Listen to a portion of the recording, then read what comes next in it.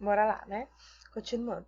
Os seguros sociais, a garantia compulsória de prestação de substituição de renda em momentos de risco derivados da perda do trabalho assalariado pelo Estado.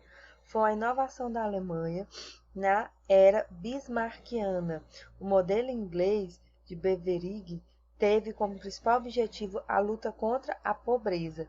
Os princípios fundamentais do sistema beveridgiano são a unificação institucional e a uniformização dos benefícios. As políticas sociais vivenciaram forte expansão após a Segunda Guerra Mundial, tendo como fator decisivo a intervenção do Estado na vida, né, dos usuários, da sociedade. Dois modelos predominantes para os estudiosos. Quando ocorre o predomínio da lógica do seguro, é identificado um sistema como sendo de seguro ou bismarckiano. Quando predominam amplos serviços não contributivos, tende a identificá-lo como sistema beveridgiano ou de seguridade social. Os anos de ouro de capitalismo regulado começam a ser exauridos ao final dos anos 1960. A taxa de crescimento e a capacidade do Estado de exercer suas funções mediadoras, civilizadoras, cada vez mais amplas, a absorção das novas gerações do mercado de trabalho, restrito já naquele momento pela tecnologia, poupadora de mão de obra, não são as mesmas, contrariando as expectativas de pleno emprego, base fundamental daquela experiência. As dívidas públicas e privadas crescem perigosamente, né? Porque o Estado, para manter, ele vai ter que financiar, né? Tanto as empresas de pequenos, médio porte, e a população que trabalha como autônomo. E aí, onde ele vai tirar esse dinheiro? Se cessar, ele vai ter que pedir emprestado. Então, a dívida internacional ela vai aumentar.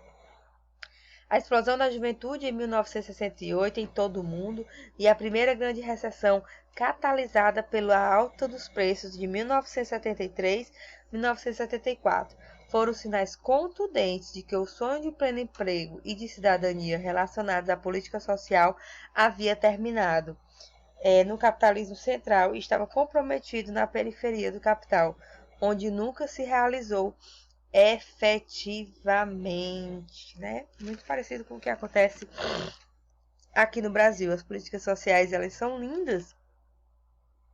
Nós vamos falar de algumas durante a disciplina, mas elas não efetivam-se na prática, certo?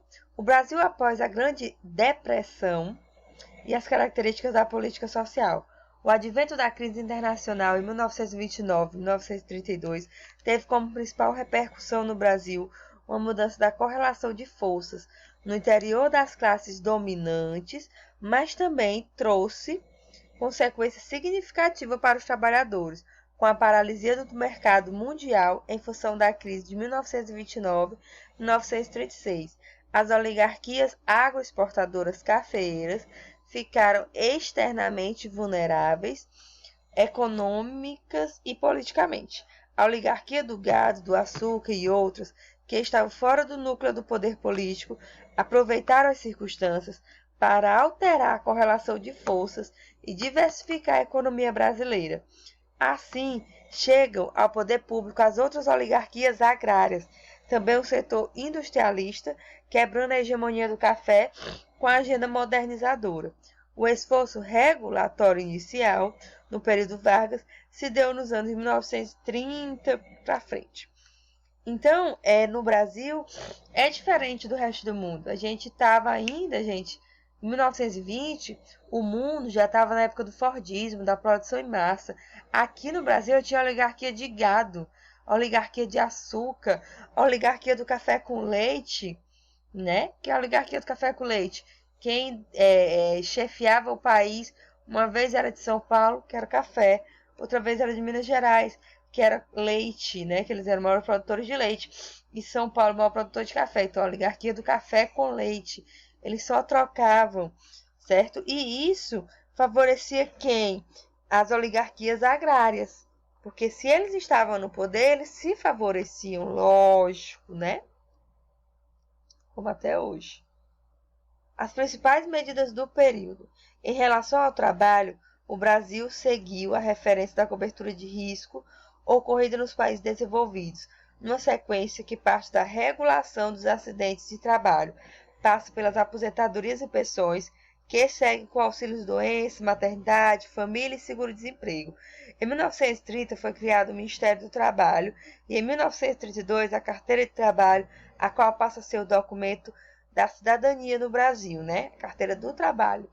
Eram portadores de alguns direitos aqueles que dispunham de emprego registrado em carteira, como até hoje. Quem tem carteira assinada tem alguns direitos garantidos em lei. Seguro-desemprego, auxílio seguro-desemprego, seguro natalidade, auxílio natalidade não, gente. Afastamento, né? Quando a mulher está grávida, certo? Quando sofre um acidente, também tem esse afastamento.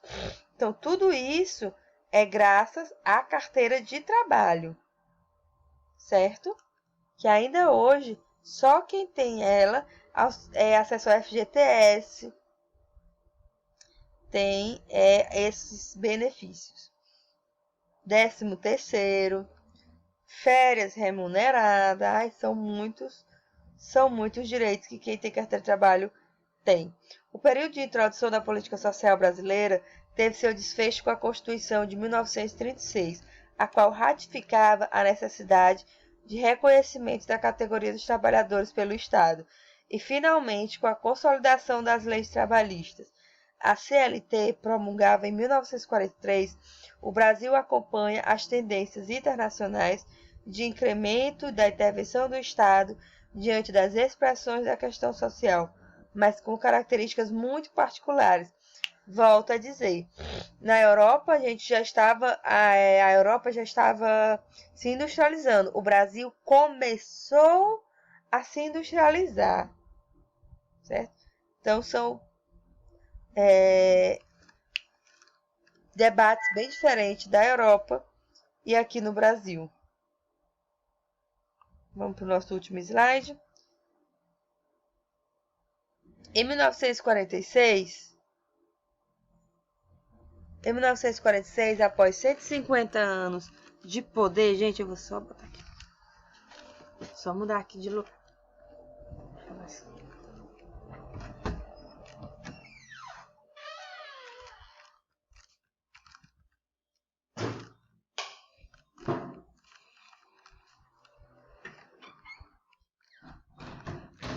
Terminar.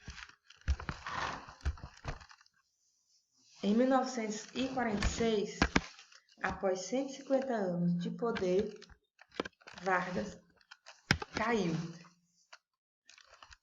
150 não, tá errado. 50 anos no poder, Vargas caiu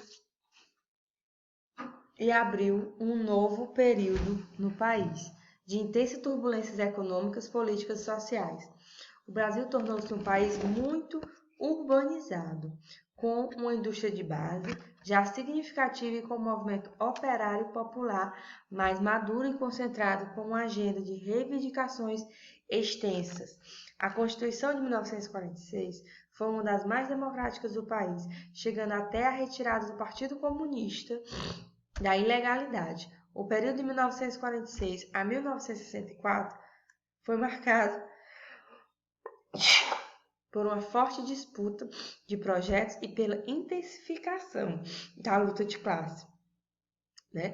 Eu estava passando por um momento de ditadura militar, de efervescência, de censura. Quando eu tenho esse momento de censura, eu também estimulo os movimentos sociais.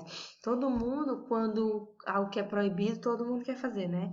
Então, como era proibido falar do governo, se criou grupos para se falar, que são os movimentos sociais, para falar, para criticar e para apontar seus erros. Porém, eles eram fortemente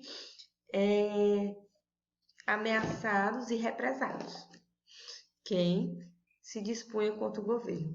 Pode-se concluir que de 1946 até 1964 o país foi marcado pela expansão lenta de direito que mantiveram ainda no formato fragmentado da Era Vargas. Eu vou mostrar um vídeo para vocês agora sobre a evolução da política de saúde no país, tá bom? A gente vai se ver no chat, que é o terceiro vídeo, tá? Desculpa aí vir de lá para cá, é porque eu não prestei atenção que estava descarregando meu notebook, tá bom? Qualquer dúvida eu estou à disposição pra gente tirar, tá bom? Beijo, se cuidem.